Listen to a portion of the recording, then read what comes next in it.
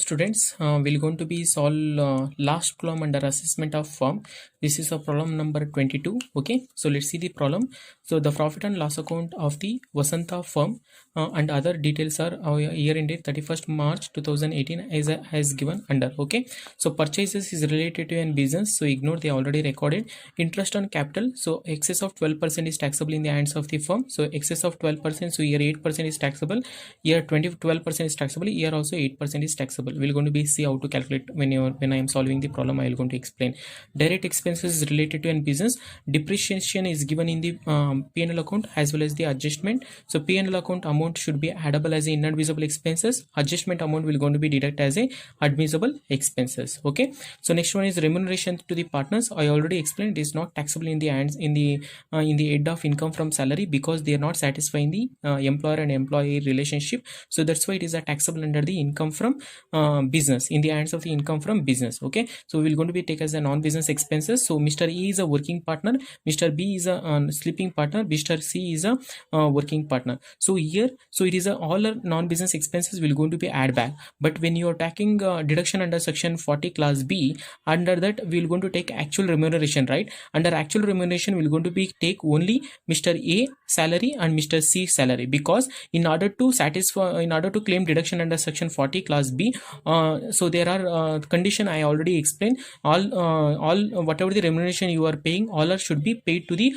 working partners only, and it should be paid as per the partnership deed, and it should be paid according to the after the execution of the partnership deed. So these are the condition has been satisfied. So but Mr. A and C are the working partners, so they satisfy the condition, but Mr. C is a sleeping partner or non-working partner, so he is not eligible to claim the deduction under section 40 class B. Okay, so understood, right? So only when your deduction under section 40 class B, it will come only remuneration of partners of Mr. A and Mr. C. Mr. B will not going to be come because he is not a working partner. Okay, so next one is sundry expenses of business expenses. Donation to an Prime Minister National Relief Fund is a non-business expenses add back, and when you're computing total taxable income of the firm, it will eligible to claim deduction under section 80G.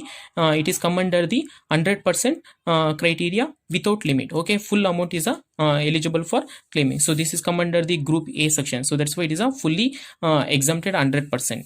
Next one is admissible depreciation. So this one is considered as an allowable expenses, so deducted, and carry forward of business losses and long-term losses. So this is nothing but it is come under the set off and carry forward of losses under section 70 and 71. I already explained. So any kind of the losses of business can be set off intra-head. Intra-head is nothing but same head of business. If it is income is there, if it is not possible, we can set off against other heads of income except income from salary of income from business losses. Okay, so and if it is not possible in inter-head also, we can carry forward to consecutive 8 assessment year. Long-term capital gain, we can set off intra-head with the long-term capital gain only, but long-term capital gain cannot be set off against any other heads of income. Inter-head is not possible, so these losses can be carry forward to consecutively 8 assessment year, but carry forward of losses can be set off only against the long-term capital gain only. Okay, so here, so if it is a business income is there, we will going to be set off. Okay, if it is a long-term capital gain is there, we will going to be set off. If it is not there, we can carry forward to next assessment year. Okay, and we come to the credit side. Sales is a business income, long-term capital gain is a non-business income deducted. Interest and debenture is also non-business income deducted. It is come under the income non-business income. Business income is related to business income, ignore it. And again, long-term capital gain will going to be come under the, when you are computing the total taxable income of the firm, will going to be come under the main format, that is that is a long-term capital gain not liable for STT. For this, there will be having a loss. Okay, the long-term capital gain as having a loss is there, so this loss, that is 40,000, can be set off against long-term capital gain. Okay, so we're going to get taxable long-term capital gain, we will going to get 4,60,000 rupees. Next one is interest and debenture is come under the income from other sources. Okay, so they are asking to computing the taxable tax liability payable for the assessment year 2019-20, they given in the problem. Okay, let's see the solution for the problem. So first one is computing the total taxable liability of the firm. This is a format I already explained how to solve this kind of problem. First we have to write 4 heads of income and deduction. If it is there, we have to subtract, and we have to write separately long-term capital gain not liable for STT, long-term capital gain liable for STT, short-term capital gain liable for STT, casual income, because we have to write separately because it is having a special rates.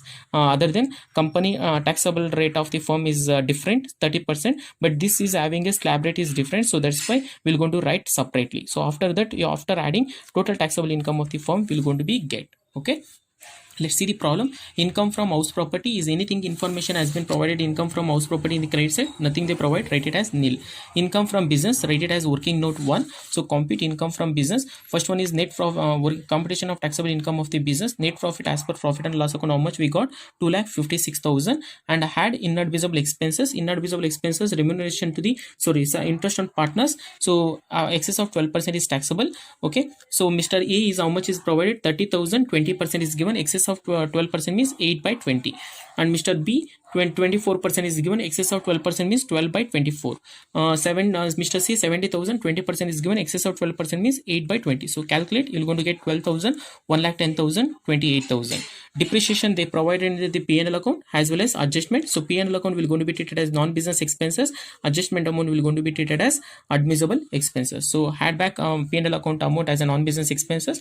Remuneration to the partners, had both all the A, B, C partners, because it is not taxable under the income from salary. It is a taxable under the income from business only. Okay, add back. And donation to Prime Minister National Relief Fund, it is also considered as a non-business expenses. Add back. Okay, add all these inadvisable expenses, you're going to get 6,46,000 rupees. So for this add book a net profit, so you're going to get 9,02,000 rupees. And admissible expenses not debited in P&L account, only one item is provided, that is depreciation. So subtract it, you're going to get 8,06,000. And non-business income created in P&L account, only two items has been provided, the long-term capital gain and interest on debentures. So subtracted these two items, book profit we got 3,02,000 rupees. So now from the book profit, it is eligible to claim the deduction under section 40 class B. Okay, so under 40 class B, we're going to write actual remuneration paid and maximum remuneration allowed, whichever is less. Actual remuneration paid, when you are writing, so we have to take only remuneration of Mr. A and Mr. C only, because so both are working partner. Must be Mr. B is a sleeping partner, or non-working partner is not eligible to claim the deduction. So that's why we're going to add only Mr. A and Mr. C salary. 1,74,000 we got. Maximum remuneration allowed, we're going to calculate to first 3 lakh, 1,50,000 and 90% of 3 lakh, 2,70,000. Whichever is less, we have to, whichever is high, we have to take 2,70,000. And balance of book profit, remaining 3,02,000 is a book profit. Here we got 3,52,000, out of which we already calculated 3 lakh. Remaining amount is a 2,000, on which we have to calculate 60%. Okay, you're going to get 1,200. Add both the amount, you're going to get 2,71,200 rupees as a maximum remuneration allowed. So write that one under here. Okay, so whichever is less we have to take. Whichever is less means 1,74,000 is a whichever is less. So after subtracting from the book profit from 3,02,000 minus 1,74,000, you're going to get taxable income of the business is 1,28,000 rupees. Okay, so write that amount under the main format, 1,28,000. But in the problem there is a carry forward of business loss is there. We have to set off that loss. Okay, 10,000 rupees is there, set off. Remaining amount is a taxable 1,18,000. Short-term capital gain is not provided, write it as nil. Income from other sources, one item is provided, that is the interest and debentures. So the rate that amount 40,000. So aggregate all these 4 rates of income, you're going to get other taxable income is 1,58,000. Deduction under section 80G to 80JJ, one deduction has been provided, that is 80G, that is donation to Prime Minister National Relief Fund. So 100% deduction without limit it will come, 82,000 subtracted.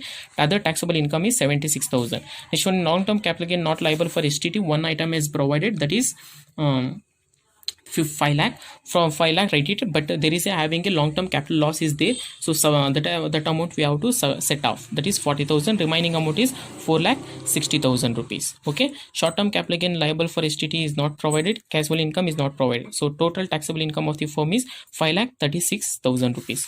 Now compute tax liability of the firm. First one is the taxable income of the long-term capital gain, we have to calculate first, because it is having a special slab rate 20%. So calculate, that is 4,60,000 on this amount, 4,60,000, 20% calculate it. So you're going to get 92,000. And other taxable income, what is the total tax liability of the firm we got, that is 5,36,000, out of which we already calculated 4,60,000. Remaining amount is a 76,000, on which tax liability of the firm is how much, 30%. So calculate, you're going to get 22,800. Had both the amount, on this amount we have to calculate, had health and educational cess, had 4%. Okay, so if you calculate, you're going to get 4 lakh 4,592. Add both the amount. Taxable income of the firm is 1,19,392. Okay, so this is a solution for the problem. Hope you understood the problem. If you have any queries, any doubts, you can free to ask. Thank you. Have a nice